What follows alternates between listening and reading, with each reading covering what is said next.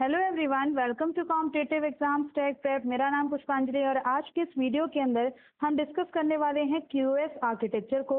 इसकी हम बात करेंगे मल्टीमीडिया एंड एनिमेशन सब्जेक्ट के अंदर। सो फ्रेंड्स, बहुत इंपॉर्टेंट वीडियो है आपके एग्जाम पॉइंट ऑफ व्यू से।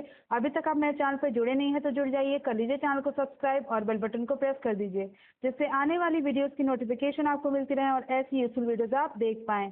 आप मुझे टेलीग्राम पे फॉलो कर सकते हैं, जिसका लिंक डिस्क्रिप्शन बॉक्स में है।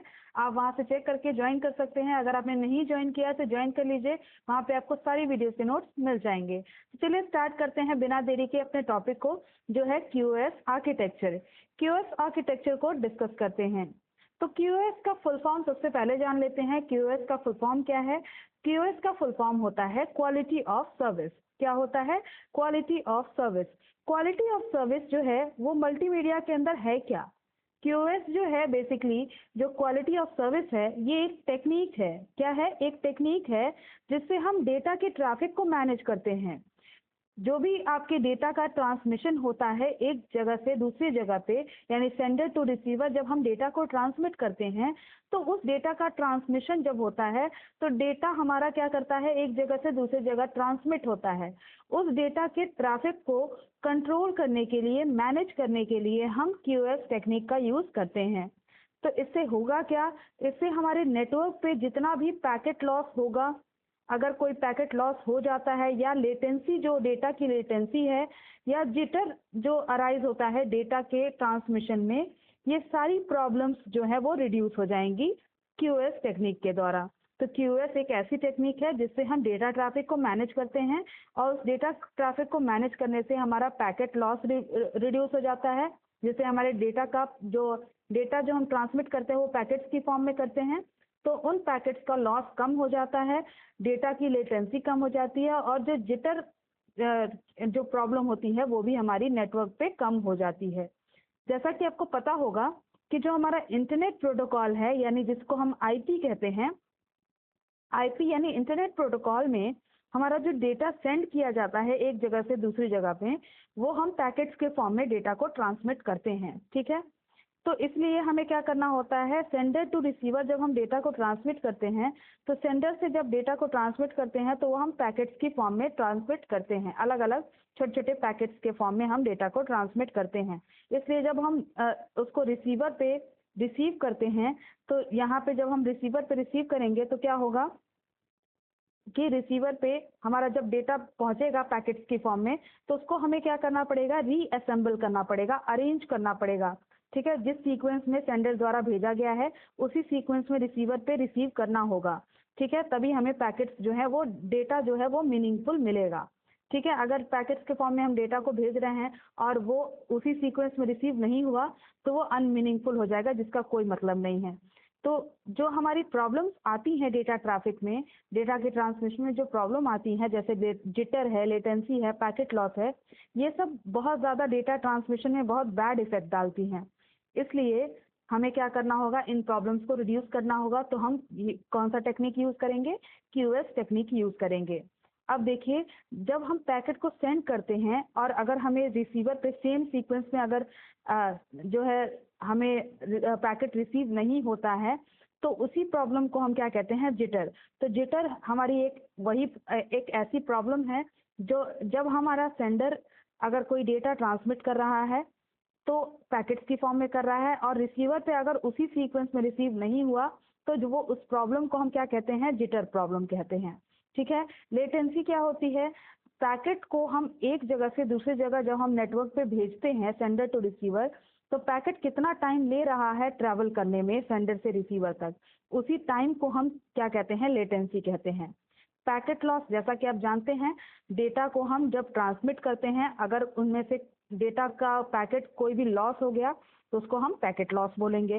तो ये सारी जितनी भी प्रॉब्लम है वो हम क्यूएस मॉडल के द्वारा रिड्यूस कर देते हैं। ठीक है, उसके लिए वेरियस टेक्निक्स हमारी लगती हैं, क्यूएस मेथड्स लगते हैं, जिससे हम क्यूएस टेक्निक के अंदर भी बहुत सारे मेथड्स होते हैं जिसके थ्रू हम इन प्रॉब्लम्स को कम करते हैं। ठीक है, तो बेसिकली जो क्यूएस टेक्निक है वो नेटवर्क को मैनेज करती है, नेटवर्क के रिसोर्सेज को कंट्रोल करती है।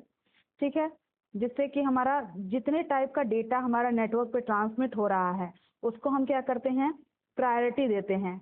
किस टाइप का डेटा पहले हमें ट्रांसमिट करना है, किस टाइप का डेटा हमें बाद में ट्रांसमिट करना है, इस तरह से। ठीक है, तो इसमें हमारा QoS टेक्निक के अंदर मॉडलिंग भी आता है, आर्किटेक्चर, ट्रैफिक का मैनेजमेंट। ठीक है, ये सारे हमारे QoS के अंदर आते हैं।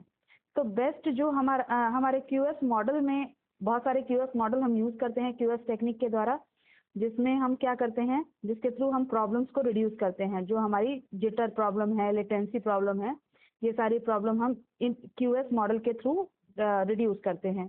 तो पहला मॉडल है बेस्ट एफर्ट QoS मॉडल। इसमें क्या होता है कि सारे पैकेट्स को हम इक्वल प्रायोरिटी देते हैं। ठीक है, सभी पैकेट्स को हम इक्वल प्रायोरिटी देंगे, किसी पैकेट को हम ज़्यादा प्रायोरिटी नहीं देंगे, सबको एक एक करके हम सीक्वेंस में सेंड करते जाएंगे रिसीवर तक। ठीक है, नेक्स्ट होता है इंटीग्रेटेड सर्विस QoS मॉडल।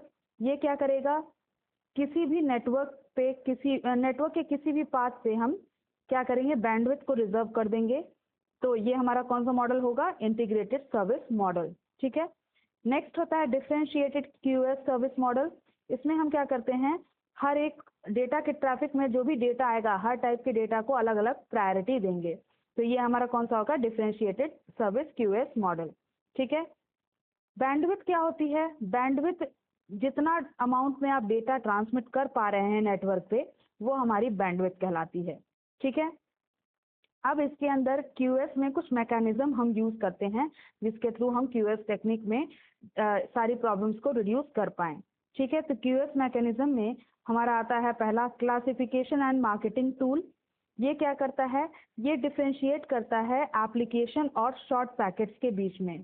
ठीक है, डिफरेंट ट्रैफिक टाइप्स को डिफरेंशिएट करता है।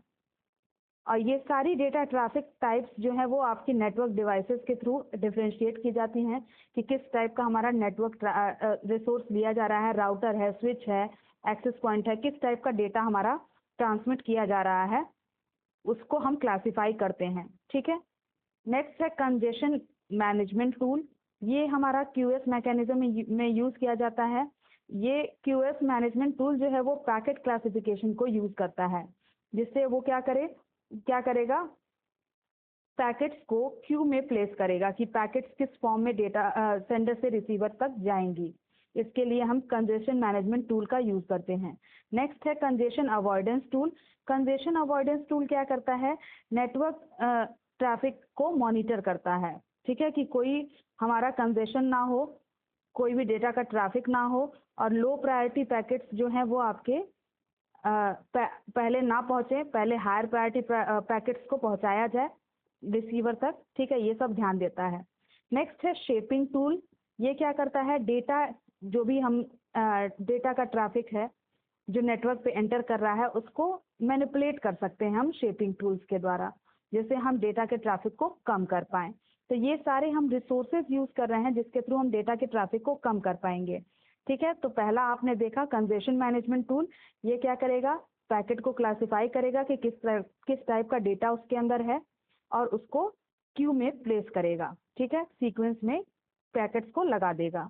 कंजेशन अवॉइडेंस क्या करेगा, लो प्रायोरिटी पैकेट्स को वहीं पे ड्रॉप कर देगा, रोक देगा, हायर प्रायोरिटी पैकेट्स को पहले जाने देगा। फिर शेपिंग टूल क्या करेगा, डेटा ट्रैफिक को मैनिपुलेट कर देगा कि कौन सा डेटा हमें पहले प्रायोरिटाइज करना है, उस हिसाब से वो डेटा के ट्रैफिक को मैनिपुलेट कर सकता है। नेक्स्ट है link efficiency tool. Link efficiency tool क्या करता है, बैंडविड्थ को ही मैक्सिमाइज कर देगा, जिससे कि हमारा पैकेट का डिले जो है वो रिड्यूस हो जाए। ठीक है, इससे हम ये सारे तरीके से हम डेटा के ट्रैफिक को रिड्यूस कर पाएंगे। और जो हमारी प्रॉब्लम्स आ रही हैं जिटर की, लेटेंसी की, ठीक है, ये सारे प्रॉब्लम्स हम क्या कर पाएंगे, जिटर, लेटेंसी, पैकेट लॉस की प्रॉब्लम रिड्यूस कर पाएंगे QoS टेक्निक के द्वारा। तो QoS टेक्निक में जो मैकेनिज्म हम यूज कर रहे हैं उसके थ्रू हम ये सारी प्रॉब्लम्स रिड्यूस कर सकते हैं। आई होप आपको समझ में आया होगा, कॉन्सेप्ट आपका क्लियर हुआ होगा।